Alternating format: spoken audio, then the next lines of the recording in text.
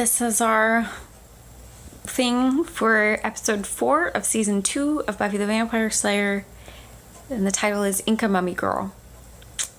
As I mentioned, this episode is skippable, but it also delves into some relationships. We see Willow consider that she may need to start moving on from Xander. But if you skipped it, some recap. Sunnydale High is beginning a week-long foreign exchange student program, and Buffy has a kid staying in her house with she and her mom, Joyce. They think it's going to be a boy, but when they show up at the bus station to pick up their exchange student, they find that Ampata is a girl. This is because, as we have seen, the viewers, that the original Ampata, who was a boy, was killed by a mummy. And the gang was at a museum earlier that day, and as they were in front of the mummy exhibit, they were talking about the exchange students. Buffy's talking about Ampata and how she's picking him up from the bus station later, and so the mummy hears this, and then they all leave from their field trip, and one troublesome student lingers behind and breaks some artifact that seals the mummy in her tomb, and then the mummy escapes and starts killing people, including that student and Ampata, the exchange student, and she assumes the identity of Ampata because no one knows this exchange student kid. And we find out that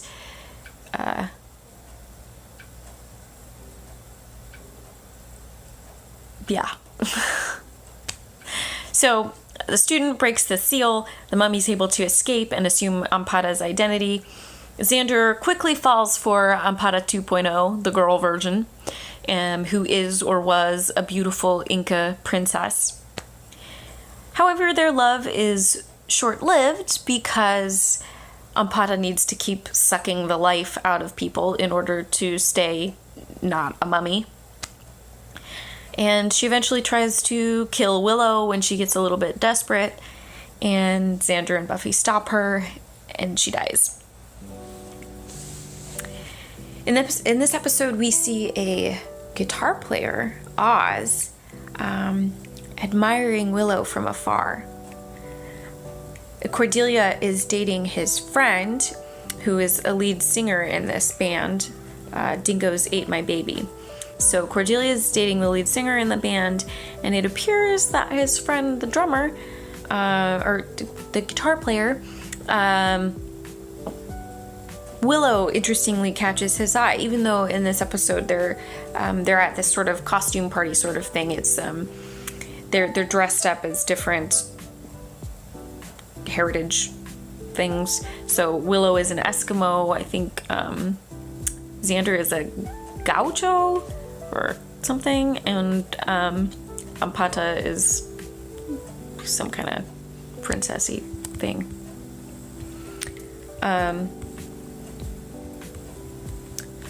What do we find out that may or may not be of use ongoing?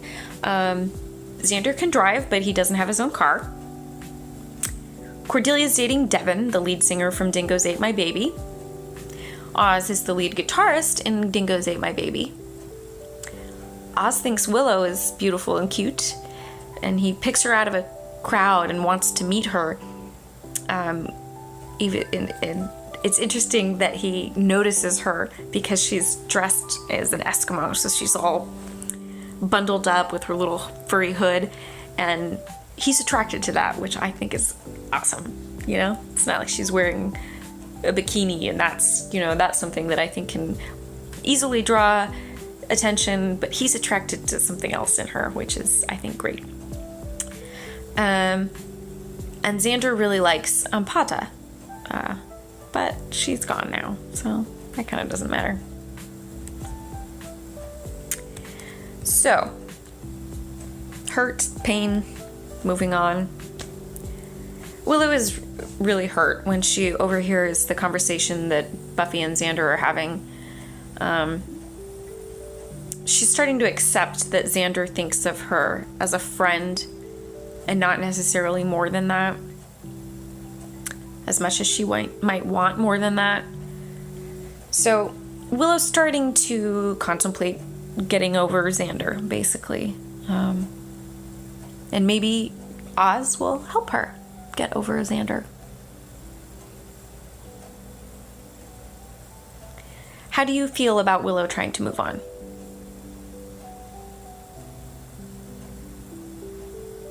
Do you think it's best for her to try to move on? Or do you think she should keep trying? I mean, a couple episodes ago, it looked like she and Xander were going to kiss. Should she, I don't know, stay the course? Or do you think she should just cut her losses? Xander's not interested in her. Do you think she should continue to try to get Xander's attention? Buffy's mom doesn't understand Buffy's motivations well because, you know, Buffy can't be honest with her is a large part of that reason. How do you think that affects both Buffy and Joyce?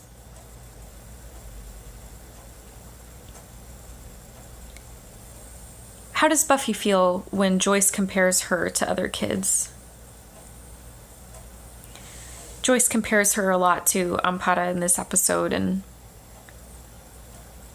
I think, you know, we're meant to draw parallels between Buffy and Ampara. But it's clear that the difference in Buffy is that Buffy, while neither one of them wanted their responsibility, Ampara is being much more selfish in trying to skirt that responsibility, which Buffy doesn't do. She ultimately, I mean, she may have shown up in episode 1 and said, I don't want to do this anymore. But she does. So while there's a parallel there, we're meant to see that the difference is that Buffy is a good person and she's not a selfish person. But Buffy's mom can't necessarily see how selfless and how much Buffy sacrifices. She doesn't see that part of Buffy. So when Joyce compares Buffy to other students,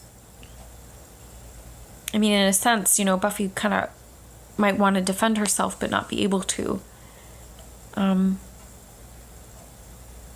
Is it fair for Joyce to...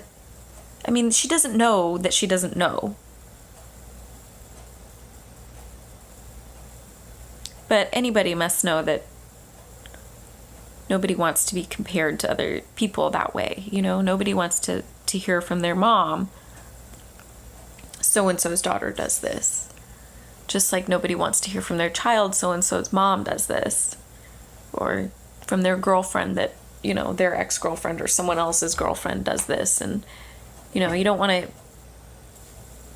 Nobody wants to be compared for the type of daughter or mother or girlfriend or boyfriend or husband, or, you know, nobody wants that role to be compared to how other people execute that role, because we, in our own life roles, do them uniquely. I'm going to be a mom someday that's different than how any other person in the world is going to be a mom, because I'm me. And in what ways is it fair or not fair to make comparisons?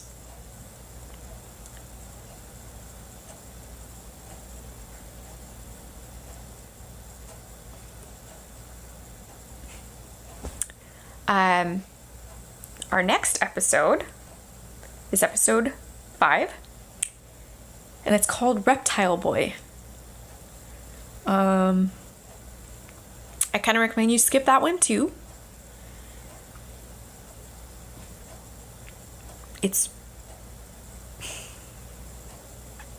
So I mentioned at one point that occasionally the network will do something like, say, write an episode about how it's bad to drink. And Joss will respond by doing something ridiculous. I'm not sure if that's entirely what's going on in this episode, but it's some of what's going on in this episode. There's a lot of ridiculousness going on in the next episode. There are parts of it that are funny, and then I would skip the next episode, but it's sort of Cordelia Buffy centric, is that where I would say that is. And of course Cordelia is always funny, but I think I would skip this episode if you're not already sold. But if you are, have at it. I usually skip it on my ways through the seasons, but you do you.